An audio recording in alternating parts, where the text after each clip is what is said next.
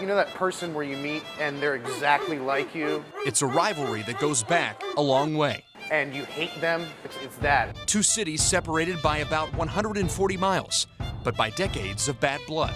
It's the fight for which Rust Belt city is the best city kind of thing. It's been a bitter rivalry for a long time. The Browns are clearly getting a better team, and they certainly deserve one after all these years. It's going to be a tougher rivalry now. I think just because you live so close to each other, they like each other, but they hate each other. It's just beautiful. Two blue-collared American cities. Is there anything that could end the rivalry that's on the football field and actually bring both cities together? Well, it may just be alcohol.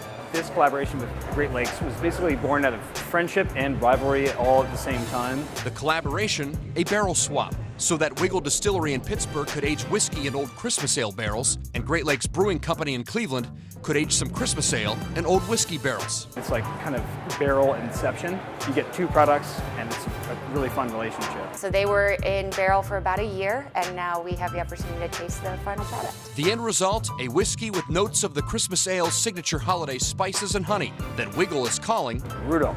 From Rudolph the Red-Nosed Reindeer or quarterback Mason Rudolph? No, it's definitely Rudolph the Red-Nosed Reindeer. and a Christmas ale with a little extra something as well. It's added some vanilla notes, some like toasted oak flavors. What it's done is take an already really tasty beer and just give it an extra level of tastiness.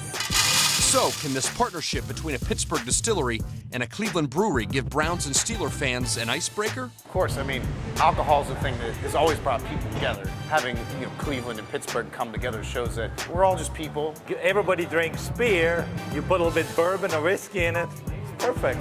If there's any way to bury the hatchet, I think it would be done over a glass of whiskey or over a beer. We'll all have to drink to find out.